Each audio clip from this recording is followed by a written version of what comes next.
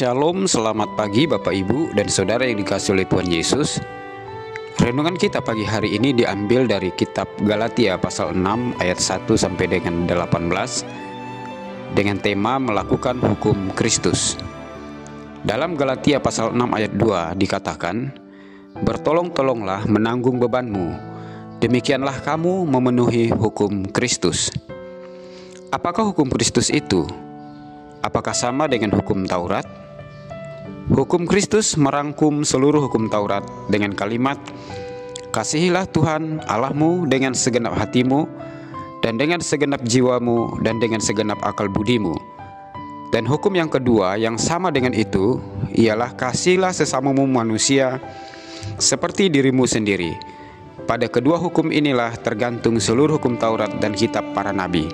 Matius 22 ayat 37 sampai 40. Ada beberapa hal yang sebaiknya dilakukan oleh jemaat dalam menerapkan atau melakukan hukum Kristus dalam kehidupan berjemaat. Pertama adalah kemampuan untuk melakukan bimbingan rohani bagi jemaat yang melakukan pelanggaran atau dosa. Mereka yang melakukan pelanggaran dan dosa tidak harus dikutuk dan dibenci, tetapi dibimbing dengan roh lemah lembut. Roh lemah lembut perlu dimiliki oleh jemaat Tuhan. Tujuannya untuk mengembalikan mereka yang berbuat dosa kepada jalan yang benar. Galatia pasal 6 ayat 1. Roh lemah lembut akan memberikan rasa perlindungan, naungan, dan rangkulan hangat bagi mereka yang jatuh dalam pencobaan dan dosa, sehingga mereka merasa dikasihi dan diperhatikan. Roh lemah lembut perlu dimiliki setiap orang percaya yang akan menolong mereka untuk bersekutu dengan erat satu sama lain sebagai jemaat. Perpecahan di jemaat sering terjadi karena setiap kita membawa sifat dan karakter kita masing-masing di gereja dan persekutuan kita. Bimbingan rohani sangat diperlukan oleh jemaat Tuhan. Bagaimana kita melakukan hukum Kristus yang kedua? Adalah bertolong-tolong menanggung beban.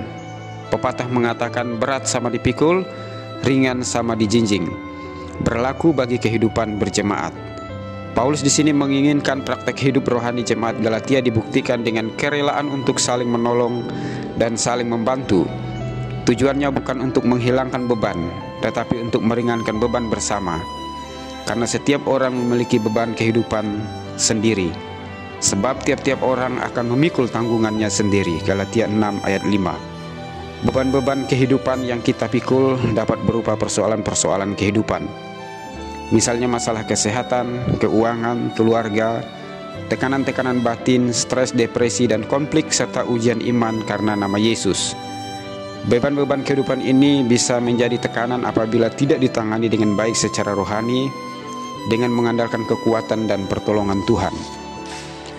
Praktek melakukan hukum Kristus yang ketiga adalah janganlah kita jemu-jemu berbuat baik.